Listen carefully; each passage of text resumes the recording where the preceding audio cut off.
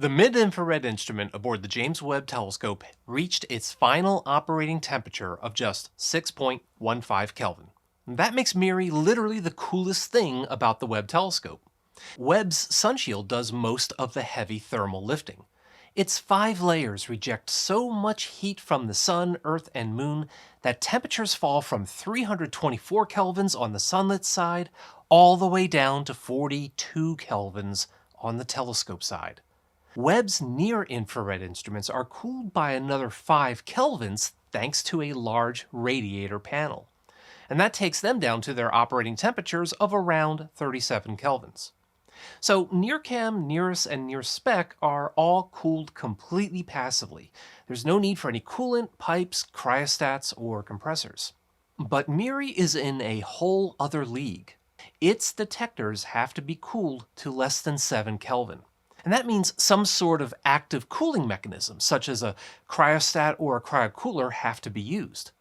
Now, both devices rely on the principle that when a gas expands, it cools. You can feel this effect yourself when you use a can of compressed air. The air inside the can is pressurized difluoroethane. This compound boils at minus 25 degrees centigrade. And when you let gas escape, the pressure inside the can drops. Some of the liquid coolant boils and expands into a gas. As it expands, it cools and draws heat out of the rest of the can. If you hold down the trigger long enough, the can gets very cold very quickly. Now, cryostats and cryocoolers typically use helium as their coolant because it's the second lightest gas in the universe. The lighter the gas, the faster it expands. The faster it expands, the faster it cools. Even better, helium has the lowest boiling point at just 4.22 Kelvin. That makes it an extremely efficient coolant. Now, both machines flow this expanded, cooled helium to draw heat off the science instruments and cool them down to cryogenic temperatures. The key difference is what they do with the warmed helium gas afterward. A cryostat allows the helium to escape. This ensures that the remaining helium continues to boil and cool. But just like a can of compressed air, a cryostat only cools as long as there's escaping gas. Once the coolant runs out, the cryostat warms back up. That's what happened to the Spitzer and Herschel infrared telescopes. Had Webb gone with a cryostat, MIRI's lifetime would have been limited by its supply of coolant. A cryocooler, on the other hand, works much like a refrigerator. In MIRI's case, compressed helium is forced through an expansion valve. As it escapes the valve, it rapidly expands and cools. This type of cooling by forcing a gas through a valve is called the Joule-Thomson effect. You can feel this effect yourself with a tea kettle or a pressure cooker. The steam leaving the valve is very hot and you don't want to be touching it. But as it expands, it cools very rapidly. And that's why you can hover your hand just a few centimeters above the valve and not burn yourself. In a Joule-Thomson cooler, the expanding gas flows into a heat exchanger, which pulls heat off the instrument. As it does so, the gas warms back up and flows back to the compressor. The compressor squeezes the gas and sends it back out, and the cycle repeats. Now, the act of compressing a gas also raises its temperature. So the hotter the gas is before it cools, the less cool it gets after it expands. And that's why a cryocooler like this passes the feed and return gas through a special kind of heat exchanger called a recuperator. The recuperator pulls additional heat out of both lines and cools the gas even further. Now, even this oversimplified description of a cryocooler is more complex than a cryostat. The compressor means moving parts, which are typically a no-no when designing spacecraft. But a cryocooler is a closed system. Its coolant is reused over and over again and never runs out. And that means, in principle, MIRI's cryocooler should last the full lifetime of Webb's mission. But MIRI's strict thermal requirements means that its cryocooler has to be unlike anything we've ever flown before. Its warm and cold components have to be kept as far apart from each other as possible.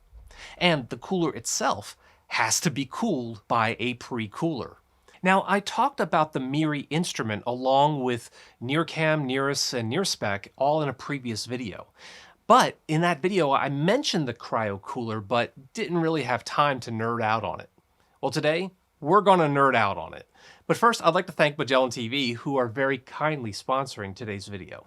Physicist Jim Al-Khalili's Guide to Life, the Universe, and Everything is an original two-part series that shows us how science gives us insight into the biggest questions of all. How did the universe come into being? How did life begin on Earth? What is the nature of space and time? And how will it all end? This exclusive series is just one of more than 3,000 documentaries available on Magellan TV. Documentaries about nature, history, science, and technology are added each week and are presented without commercial interruption. Best of all, Magellan is offering my viewers a full month of their award-winning content absolutely free. Just use the link in the description of this video. Fundamentally, MIRI's Cryocooler is a closed-cycle system like a refrigerator. But unlike a refrigerator, the cooler's warm components need to be as far away from the cold components as possible. And that's why the Cryocooler compressor assembly is mounted in the aft end of the spacecraft bus underneath the sunshield. However, compressors mean moving parts, and moving parts mean vibration. Aboard Webb, any jitter from moving machinery could shake the optics and produce blurred images. And that's why Webb's Cryocooler contains only two moving parts: the compressor for the Joule-Thomson Cooler and a compressor for the pulse tube cooler. More on that in a moment. Each pump contains a pair of pistons that are balanced as close to just exactly perfect to each other, and they move exactly opposite each other. Opposite direction, the exact same speed. The result are a pair of pumps that self-cancel their own vibrations and operate very, very smoothly. Another problem is that no single cooler is capable of bringing MIRI's temperature from 42 Kelvin all the way down to less than 7 Kelvin. And that's why MIRI's cooler is itself cooled by a thermoacoustic pulse tube cooler.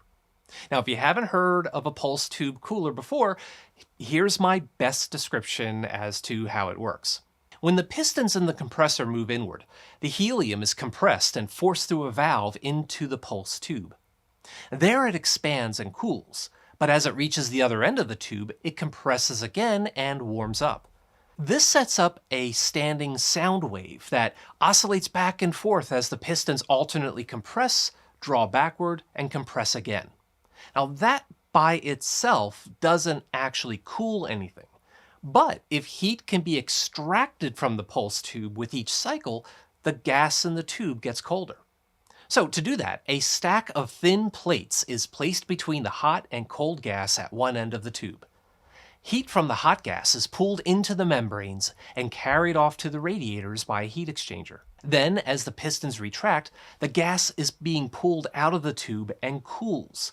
This heat, or really the lack thereof, it's then carried away by a second heat exchanger to a cold head assembly. With each pulse cycle, the helium gas loses heat. Now obviously Webb's real pulse tube cooler is much more sophisticated than what I've described here.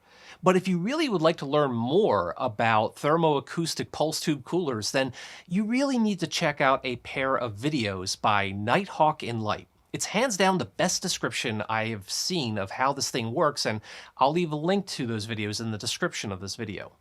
So, what then is the pre-cooler cooling? Well, it's cooling the helium in the main Joule-Thomson cooler.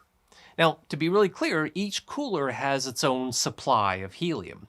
So think of one batch of helium circulating through the pulse tube cooler, which is then being used to cool the other batch of helium cycling through the Joule-Thomson cooler. The Joule-Thomson, or JT cooler, sends its helium through a heat exchanger. The heat exchanger is thermally connected to the cold head of the pre-cooler. This helium flows from the Cryocooler assembly located in the spacecraft bus all the way up to the cold head assembly mounted behind MIRI. But that's something like 10 meters away. So the helium actually flows through a long line called the Cryocooler Tower Assembly. It's also known as the Refrigerant Line Deployable Assembly, or RLDA. The CTA, or RLDA, or whatever it's called, are actually mounted outside Webb's deployable tower assembly. Now, this is the main tower that separates the telescope from the sunshield. However, all of this had to be squeezed down so it could fit into the launch vehicle and then deployed once in space. And that's why the coolant lines are wound like a slinky or an old telephone cord. The slinky arrangement allows the tube to stretch as it deploys with the tower. The cold head assembly is the part that physically touches and cools MIRI. When the helium coolant reaches the cold head assembly, it passes through the Joule-Thomson valve. Now, the Joule-Thomson effect works off of the sudden pressure change as the helium is forced through the opening. As it does so, it expands and cools to just 6 kelvins. And then it goes through some more tubing until it reaches the copper plate of the cold head mounted to MIRI. The helium absorbs the heat from the cold head, returns back through the Cryocooler tower assembly, and then back into the Cryocooler assembly in the spacecraft bus. Nothing like this has ever been attempted before. We've never flown a pre-cooler. We've never had a cooler whose components were spread so far apart. And if that weren't hard enough, the Joule-Thomson Cooler couldn't just be switched on all at once, because if done the wrong way, MIRI would actually warm back up again. You see, the Joule-Thomson Cooler has a really poor cooling ability, or heat lift, at temperatures of around 15 Kelvin. Not only that, but if the pressure gets too high, then the helium will actually warm up, and that would warm up MIRI, and that's bad.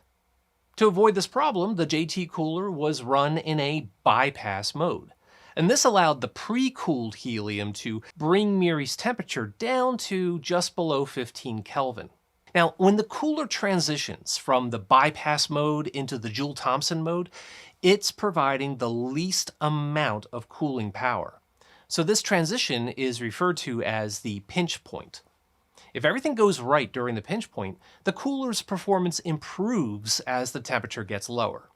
But if the heat loads on the cooler were greater than anticipated, then the cooler's performance dies and MIRI starts warming. However, when the cooler was tested on the ground, they found it was at least twice as efficient as what they needed. So if MIRI were somehow going to be warmer when the cooler switched to JT mode, it would have handled it without a problem. In any event, there was no big problem here. They practiced this pinch point transition so many times on the ground, and everything went just exactly as expected. It was just another day of non-drama with the Webb telescope. So, with all the instruments at their final operating temperatures, the optical team finished aligning all the mirrors across the entire field of view, and the results are amazing. Even though these are just engineering images, the results are spectacular and deserve their own breakdown. So, I'll see you in that video when we are done here. My thanks as always to my Patreon supporters for helping to keep Launchpad Astronomy going, and I'd like to welcome Bonnie Star Akko Veldi, Jake Bracey, Coda, Jack Godwin, and Yufei Wu. Thank you so much for your support, and if you'd like to join me on this journey through this incredible universe of ours, including the occasional web update, well, please make sure you subscribe and ring that notification bell so that you don't miss out on any new videos. Until next time, stay curious, my friend.